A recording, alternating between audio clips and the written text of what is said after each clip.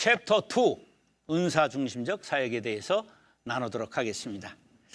제가 은사중심적 사역의 성경에서 제일 중요하게 뽑아낸 성경 구절을 고린도전서 12장 4절로 11절입니다. 함께 읽겠습니다. 은사는 여러 가지나 성령은 같고 직분은 여러 가지나 주는 같으며 또 사역은 여러 가지나 모든 것을 모든 사람 가운데서 이루시는 하나님은 같으니 각 사람에게 성령을 나타내심은 유익하게 하려 하심이라. 어떤 사람에게는 성령으로 말미암아 지혜의 말씀을, 어떤 사람에게는 같은 성령을 따라 지식의 말씀을, 다른 사람에게는 같은 성령으로 믿음을, 어떤 사람에게는 한 성령으로 병 고치는 은사를, 어떤 사람에게는 능력 행함을, 어떤 사람에게는 예언함을, 어떤 사람에게는 영들 분별함을, 다른 사람에게는 각종 방언 말함을, 어떤 사람에게는 방언들 통역함을 주시나니 이 모든 일은 같은 한 성령이 행하사 그의 뜻대로 각 사람에게 나누어 주시는 것이니라. 고린도전서 12장 4절로 11절 말씀이었습니다. 자, 어떻게 얘기를 시작하느냐 하면 그 사람 참 술이 쎄. 근데 어떤 사람은 아유 그냥 술을 한 잔도 못해. 이런 나뉘죠. 술을 한 잔만 마셔도 얼굴이 홍당무가 되고 전신이 그냥 빨개지는 사람이 있어요. 알코올 분해하는 요소가 없는 거죠. 그런데 어떤 사람은 말술을 먹어요. 고주망태가 되는 것 같은데 아침이 되면 툭툭 털고 일어나 출근을 해요. 사람들은 술이 세다. 그 사람 그렇게 얘기하죠. 의학자들은 이 현상이 왜 이렇게 일어나는가 연구했습니다. 알게 된 것은 알코올을 분해하는 효소가 있느냐 없느냐의 차이였어요. 알코올 분해하는 효소가 많은 사람은 그냥 술을 많이 먹어도 그 효소가 활발히 밤중에 작용해서 알코올을 분해내는 거죠. 그래서 이 사람은 술을 많이 마셔도 몸에 큰 해를 받지 않는다. 이런 거예요. 자, 그럼 다시 A. 슈바르츠 목사의 이야기를 돌아갑니다. 5대양 6대주 18개 언어권의 32교회 1000개의 교단 교파를 떠나서 부흥하는 교회에 그 전부 설문지를 돌린 결과 건강하게 성장하는 교회는 그냥 우연히 성장한 것이 아니라 8가지의 공통된 질적 특성이 있다 하는 것이 컴퓨터로 시뮬레이션 했더니 나온 거예요. 술이 센 사람이 우연히 센 것이 아니라 알코올 분해 요소가 많아서 술이 세게 되었던 것처럼 성장하는 교회는 목회자들이 알고 했던 모르고 했던 바로 분명한 성장의 특성이 있었기 때문에 성장했다는 것입니다. 저는 모르고 교회를 했는데 성장했습니다. 그러다가 이 크리스찬 A. 슈바르츠 목사님의 책을 보면 이래서 교회가 성장했구나. 이것을 깨닫게 된 거예요. 내 안에 평신도 중심 사역을 하려고 하는 열망이 있었어요. 왜 그랬냐 하면 제가 신학을 하면서 민중신학을 했어요. 그래서 크레모라고 하는 평신도 신학이라는 책을 보수 진영에선 금기시했던 책을 신학교 때 봤어요. 무슨 내용인지 기억이 안 남지만 평신도들은 우리의 동역자다. 하나님은 평신도들이 사역하시는 걸 원한다. 이런 정신을 갖게 된 거예요. 그것이 이제 제 목회 현장에서 녹아 있었습니다. 그러다가 평신도들이 병신도가 아니라 훌륭하게 교회를 세우는 동역자가 된다면 그들이 가지고 있는 하나님이 주신 고유한 은사, 그것을 최대한 100% 사용할 수 있도록 만들어야 된다. 그래서 은사중심적 사역을 활발하게 했어요. 얼마나 활발하게 했냐? 재직회에만 360개의 조직이 있었습니다. 아마 거의 드문 일이겠죠. 근데 그렇게 하고 있었던 차에 이 책을 만난 거예요. 바로 이거네. 그래서 학문적으로 바탕을 깔게 된 것입니다. 자, 첫 번째 특성은 리더십에 대해서 말씀드렸습니다. 어느 공동체든지 리더가 중요합니다. 특별히 교회는 목사가 교회의 사활의 90% 교회의 사활이 달려있다. 야구에서는 투수가 승패의 결정률 70%를 갖고 있다. 이 야구의 교과서입니다. 교과서에 나와 있는 말입니다. 그런데 목회는 목사 한 사람에게 90%의 승패율이 달려 있습니다. 그렇다고 한다면 리더인 목사가 독불장군, 유아 독존식이 아니라 평신도를 사역자로 세우는 지도력이 중요하다 하는 걸 전과에서 말씀드렸습니다. 성도를 온전케 하고 그들이 주님의 몸된 교회를 자발적으로 봉사하게 하고 교회를 함께 세워나가는 리더로 만들어 나가는 것, 이것이 바로 평신도 중심의 신앙이라 그렇게 말씀을 드렸습니다. 두 번째, 오늘 은사 중심적 사역에 대해서 말씀을 드리는데, 은사 중심적 사역을 알기 위해서는 두 가지의 상반된 견해가 있다는 걸 알아야 됩니다. 은사 중심적 사회에 반대되는 개념이 몇 가지가 있다고요? 두 가지가 있습니다. 첫 번째, 은사 중심적 사역의 반대말은 목회자 중심적 사역입니다. 대부분 한국교회 사역은 목사가 중심으로 돌아갑니다.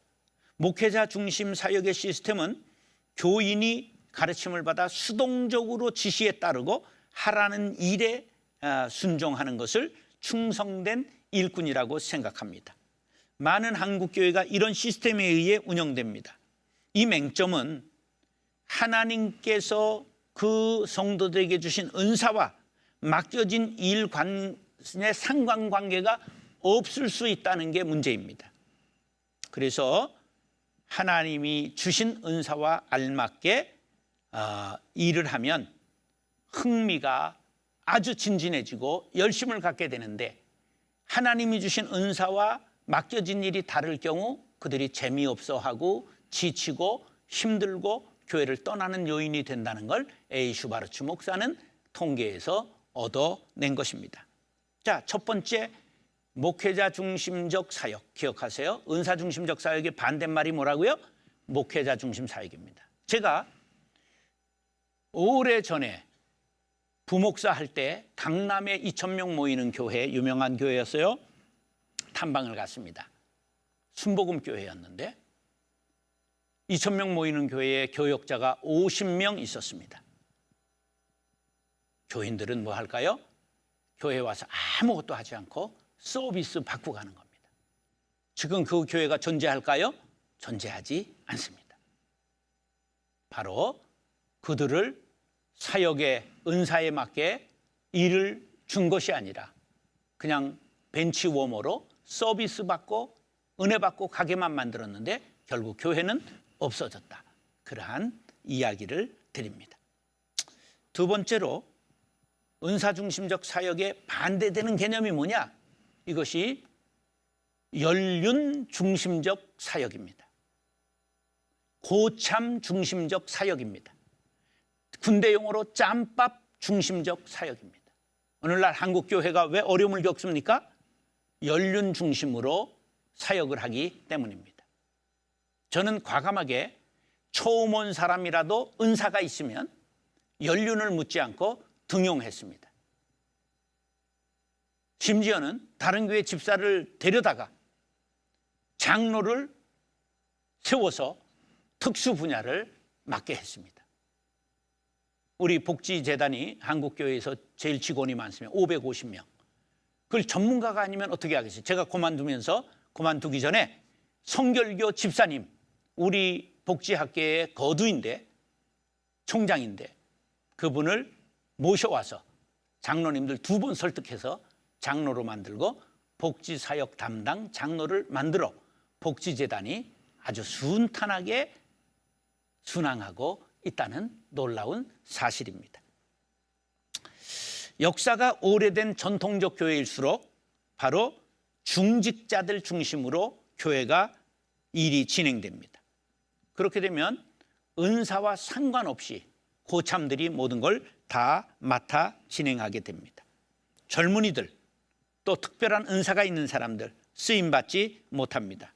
저는 등록하지 않은 사람들이 성가대에 서는 것을 허락했습니다. 우리가 이런 것들을 전부 은사 중심적으로 교회를 운영할 때 연륜 중심에서 오는 장점도 있지만 그것이 성장의 장애가 되는 요인이 될 수 있다는 것을 알고 그것을 잘 조율할 수만 있다면 이 두 가지를 조심해야 됩니다. 은사 중심적 사역을 하기를 원하십니까? 부정적 요소인 바로 이 목회자 중심적 사역 그리고 연륜 중심적 사역을 내려놓아야 됩니다. 그러면 이것을 설득하고 이해하려면 리더들이 먼저 알아야 될 것이 무엇이냐? 바로 신학적인 이해를 해야 되는데 우리 개신교 신학의 제일 중요한 게 무엇입니까? 만인 제사장주의입니다. 만인 제사장주의는 종교개혁의 가장 두드러진 원리입니다. 모든 신자는 종교개혁의 기본적이며 바로 하나님께 직접 나아갈 수 있는 중재자, 사제를 필요로 하지 않는다. 하나님 앞에 직접 나아가는 것이다. 이게 바로 우리가 만인 제사장주의입니다. 그래서 모든 그리스도인들은 하나님께 타인을 위해 기도할 수 있고 하나님에 관한 것을 다른 사람에게 가르칠 자격이 있다. 하나님 안에서 특별한 직이나 도덕성을 가진 성직자의 특수 집단은 존재하지 않는다. 이게 바로 종교개혁의 원리입니다. 이것이 만인 제사장주의, 목사님들이 내려놓아야 됩니다. 나는 제사장, 너희들은 죄인. 나는 목자, 너희들은 양. 아닙니다. 우리가 이런 것들을 만인 제사장주의를 분명하게 이해해야 됩니다. 그러면 만인 제사장주의를 따를 때 목사직은 무엇인가? 그것은 실제적이고 직무상의 일로 교회 교인들을 맡아 설교하고 인도하는 전문가 집단입니다. 그래서 전문교육을 신학대학, 대학원에서 배운 것이지요. 프로와 아마추어라고 하는 생각으로 도울 수가 있겠습니다. 그래서 우리가 이런 것들을 뒷받침하는 성경 구절을 갖고 있어야 되겠죠. 만인 제사장주의를 뒷받침하는 성경 구절 첫 번째 베드로전서 2장 9절 너희는 택하신 족속이요 왕 같은 제사장들이요 거룩한 나라의 그의 소유가 된 백성이니 이는 너희를 어두운 데서 불러내어 그의 기이한 빛에 들어가게 하시니에 아름다운 덕을 선전하게 선포하게 하려 하심이라. 그 다음에 두 번째 뭐냐 하면 이것이 계시록 1장 6절인데 그의 아버지 하나님을 위하여 우리를 나라와 제사장으로 삼으신 그에게 영광과 능력이 세세에 있기를 원하노라. 아멘. 계시록 5장 10절 그들로 우리 하나님 앞에서 나라와 제사장들을 삼으셨으니 그들이 땅에서 왕 노릇하리로다. 왕 같은 제사장, 나만이 아니라 모든 성도들이 받은 지위라는 것을 인정하시기 바랍니다. 그래서 우리가 하나님께서 우리 제사장 삼으실 때 우리에게 각기 음악을 하는 제사장, 성전 봉사하는 제사장, 설교하는 제사장, 교사하는 제사장, 봉사하는 제사장으로 참 은사를 주셨다 하는 믿음에서 출발하는 것, 이것이 은사 중심적 사역이라 하는 것입니다. 자, 그 첫째, 따라하시죠. 다양성 안에서 일치를 추구하라. 예. 자, 고린도전서 12장 4절로 6절에 보면 여기서 다양하다 하는 말이 여러 가지나 3번 나옵니다. 은사는 여러 가지나 성령은 같고 직분은 여러 가지나 주는 같으며 또 사역은 여러 가지나 모든 것을 모든 사람 가운데서 이루시는 하나님은 같으니 여러 가지나. 은사는 여러 가지입니다. 근데 같다는 말도 3번 나옵니다. 은사는 여러 가지나 성령은 같고 뭐가 같다고요? 성령님이 같아요. 은사를 누가 주세요? 성령 하나님이 주세요. 여러 가지나 주는 같으며 예수님이 같아요. 주신 분이 누구예요? 예수님이에요. 또 사역은 여러 가지나 모든 것을 모든 사람 가운데서 이루신 하나님은 같으니 바로 삼위일체 하나님께서 우리들에게 은사를 주셨다. 할렐루야. 자, 은사가 헬라어로 카리스마죠. 은혜는 뭐예요? 카리스예요. 은혜나 은사나 하나님이 주신 선물입니다. 그런데 은혜는 구원에 관한 선물, 은사는 일하라고 주신 선물. 이것이 다르다는 걸 알아야 돼요. 둘 다 카리스마. 은혜, 은사. 은혜는 구원의 선물, 은사는 일하라고 주신 선물. 이것을 분명히 이해하는 것이 중요합니다. 그런데 하나님께서는 우리들에게 천편일률적으로 똑같은 무기를 주는 것이 아닙니다. 사울에게는 보검이 있고 다윗에게는 물맷돌이 있죠. 우리가 다 다른 무기를 드는 거죠. 성탄절에 북부에서는 화이트 크리스마스, 그러나 저 남방에서는 막 소낙비를 맞으면서 스콜이 지나가면서 크리스마스를 맞는 것과 같이 우리가 다 다양한 문화, 지정학적 요소, 각 사람의 환경과 그리고 모양에 따라서 주시는 은사가 다르다 하는 것을 이해해야 됩니다. 은사는 여러 가지가 있는 것을 알아야 돼요. 이것을 우리 한자어로 말하면 백인 백색, 만인 만색, 다 다르다. 그런 것을 이해해야 됩니다. 그러면 은사는 큰 것, 작은 것, 귀한 것, 귀하지 않은 것이 있을까요? 아닙니다. 하나님 편에 볼 땐 다 중요하고 다 좋은 것이고 적당한 것입니다. 그럼 은사가 많기 때문에 충돌하지 않을까? 아닙니다. 은사는 다르지만 주신 분은 하나님이시기 때문에 다양성 안에서 일치를 이룰 수 있는 것입니다. 성령이 같고 주님도 같고 하나님도 같기 때문에 일치할 수 있다. 자, 그 다음에 은사 중심적 사역이 이루어지기 위해서 자기의 은사를 알아야 합니다. 이게 첫 번째, 내 은사는 무엇일까? 그게 모르면 은사 테스트도 있어요. MBTI도 있어요. 목회자들에게 이것을 상담해야 돼요. 나는 무엇을 하면. 근데 아주 중요한 것이 있죠. 은사는 정의가 있어요. 좋아하고 잘하고 옳은 것이다. 은사의 정의가 뭐라고요? 좋아하고 잘하고 옳은 것이다. 이 은사의 정의입니다. 그래서 은사 내가 이거 할 때 아마 좋아. 근데 잘하기까지 해. 근데 옳은 일이야. 그럼 은사입니다. 그런 것들을 꼭 유념해야 되는 것이죠. 자, 내 은사가 무엇인지 알았다고 한다면 두 번째 중요한 게 뭐냐? 은사를 하나님께서 주셨다고 하는 확신입니다. 내 은사가 하나님께서 주셨다는 확신이 있다면 남의 것을 부러워할 필요가 없죠. 남의 것을 탐할 필요가 없는 것입니다. 그래서 우리가 언제나 세 번째 특징은 은사의 다양성을 인정하는 것이죠. 그래서 은사는 다양하다고 하는 것을 우리가 인정해야 돼요. 혈액형이 다르죠. 다혈질, 담즙질, 점액질, 우울질, 사람의 특성이 나누죠. A형, B형, O형, AB형으로 나누죠. 태양인, 태음인, 소양인, 소음인으로 나누죠. 그래서 백인, 백색이라고 말하는 것입니다. 은사는 고유한 모습과 성격, 특성이 있는 것처럼 다 다릅니다. 그래서 성경에 제가 조사해 보니까 27개의 은사가 나오더라고요. 지혜, 지식, 믿음, 영분별, 방언, 통역, 사도, 선지자, 교사, 능력, 병 고치는 은사, 돕는 은사, 다스리는 은사, 예언의 은사, 섬기는 은사, 권위의 은사, 구제의 은사, 긍휼을 베푸는 은사, 기도의 은사, 찬양의 은사, 친절의 은사 이외에 얼마든지 다양한 은사가 있을 수 있어요.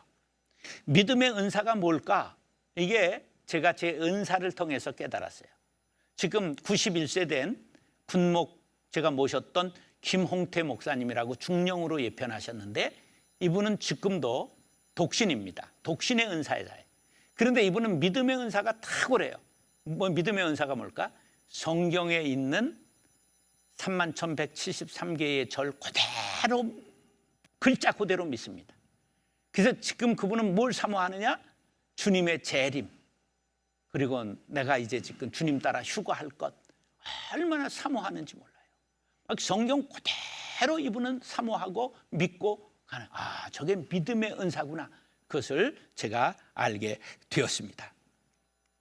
교회에서 다양한 은사를 마음껏 활용하는데 오히려 제한하는 경우가 있습니다. 그게 뭘까요? 다른 사람이 나와 같기를 바라는 마음이에요. 사도 바울은 그러면 안 된다. 그렇게 고린도전서 7장 7절에 말했습니다. 나는 모든 사람이 나와 같기를 원하노라. 그러나 각각 하나님께 받은 자기의 은사가 있으니 이 사람은 이러하고 저 사람은 저러하니라. 이게 뭐예요? 독신의 은사를 가졌는데 나같이 다 독신으로 살면 참 좋겠다. 왜? 주님이 곧 온다고 생각하는 생각을 갖고 있었거든요. 그런데 그렇지만 사람 따라 다 다르다. 저는 개신교가 독신의 은사자들을 모아 수도단을 만들고 전도단을 만들면 참 좋겠다고 생각해요. 왜 사도 바울에게만 독신의 은사가 있었겠습니까? 왜 신부들에게만 있겠습니까? 수녀에게만 있겠습니까? 개신교도 독신의 은사자들을 모아서 참 수도회를 만들면 참 좋겠다, 그런 생각을 해보았습니다. 자, 그러면 천주교는 언제부터 신부들이 결혼하지 않았을까요? 1073년 그레고리 7세가 교황이 되니까 당시에 결혼한 사제들이 자식들, 가족들 때문에 너무나 부정부패가 돼 있으니까 결혼한 사제는 이혼해라, 앞으로 사제는 결혼할 수 없다 선포했습니다. 그래서 1073년 그레고리 7세로 인하여 사제들, 신부들 결혼하지 않게 된 것입니다. 그러니까 은사가 아니라 억지로 된 거기 때문에 사고가 많게 되는 것이죠. 우리가 은사를 강요하면 안 됩니다. 없는 은사를 강요한다고 생기는 것이 아니라 부작용이 심각해지는 것이죠. 은사가 다양하기 때문에 어떻게 하면 될까요? 합력하면 선을 이룰 수가 있다는 것을 알아야 됩니다. 그래서 일치된 마음으로 우리가 은사를 하나가 되어 사용할 때 시너지 효과가 나타난다. 그래서 은사는 여러 가지나 주신 분이 다 다른 것처럼 다양성 안에서 일치를 추구하라. 은사 중심적 사역의 첫 번째. 두 번째는 무엇일까요? 공동체에 유익을 끼쳐라. 7절 말씀에 보면 본문에 각 사람에게 성령을 나타내심은, 이건 은사를 주심은 그런 말입니다. 각 사람에게 은사를 주심은 유익하게 하려 하심이라. 어디를? 공동체, 교회를 유익하게 하려고 은사를 주셨다. 교회를 해치는 은사 없습니다. 공동체를 파괴하는 건 은사가 아니라 악마의 도구입니다. 자신의 은사가 무엇인지 아는 간단한 방법, 아까 얘기했죠. 기쁨이 있는가. 그래서 힘들어도 기쁨이 있으면 그 일을 뚫고 나갈 수 있는 것입니다. 전도하는 일이 즐겁다? 전도의 은사지요. 찬양하는 것이 즐겁다? 찬양의 은사입니다.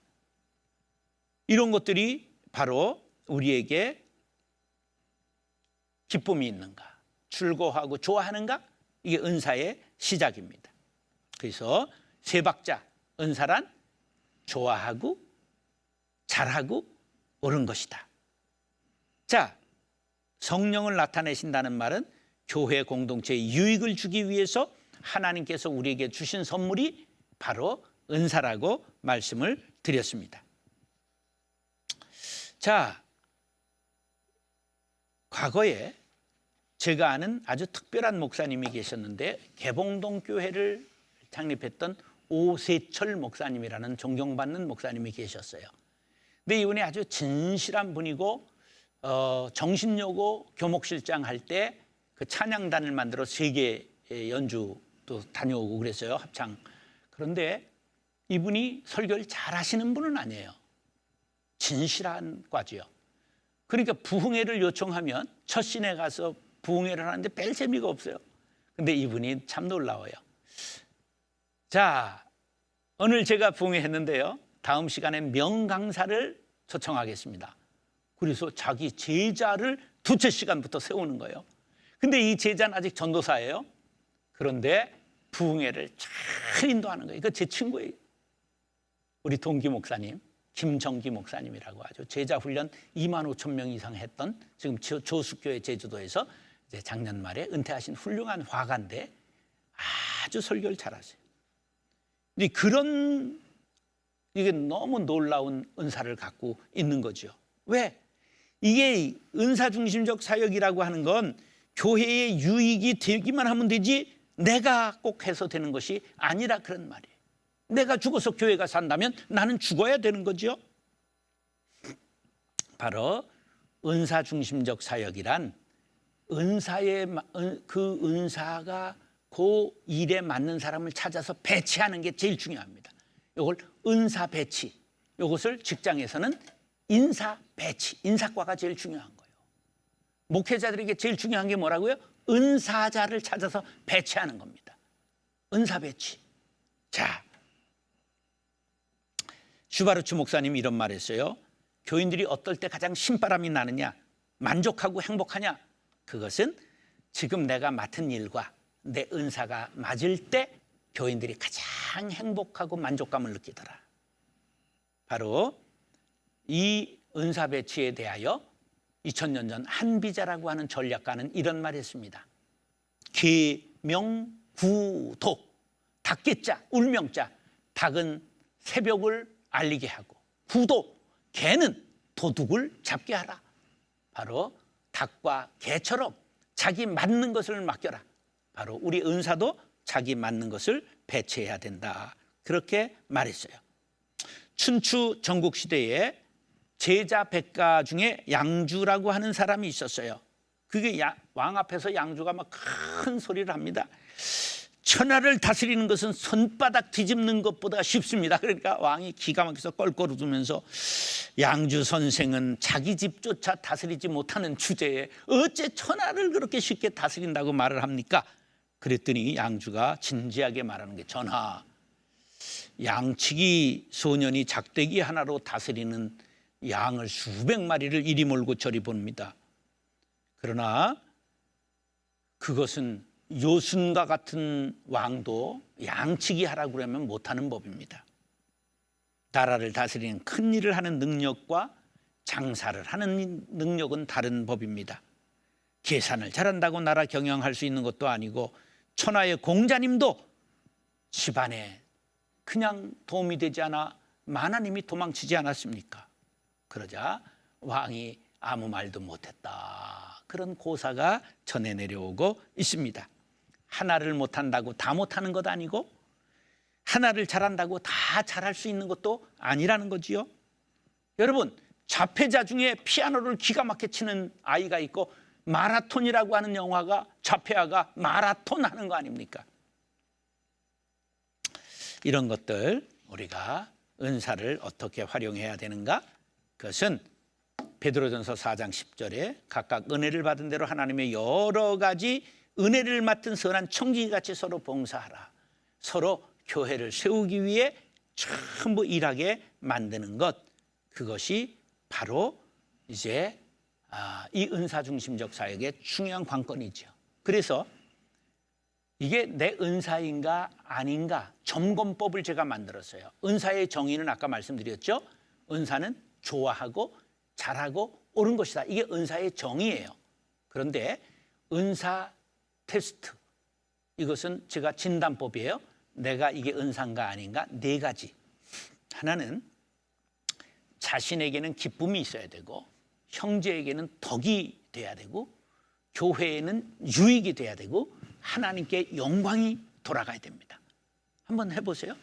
자신에게 기쁨, 형제에게 덕, 교회의 유익, 하나님께 영광. 하나님께 영광, 교회의 유익, 형제에게 덕, 자신에게 기쁨. 이 네 박자, 인생은 네 박자라는 유행가 가사가 있죠. 바로 네 박자가 맞아야 된다. 바로 교회에 유익을 주는 은사. 이게 두 번째였습니다. 세 번째, 마지막으로 하나님의 뜻대로 사역하라. 자, 12장 8절로 11절입니다.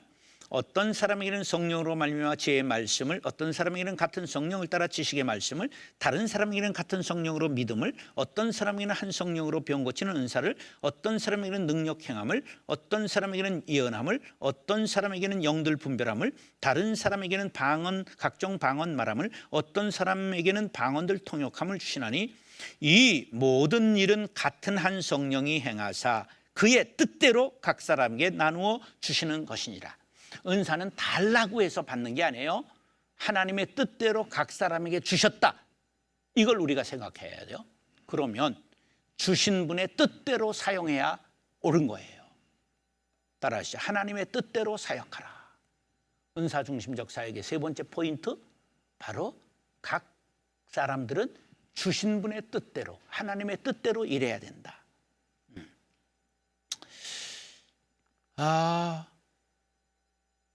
우리가 이제 현실은 교회에서 감독을 해야 될 목사가 선수같이 열심히 뛰어 탈진해서 쓰러져요.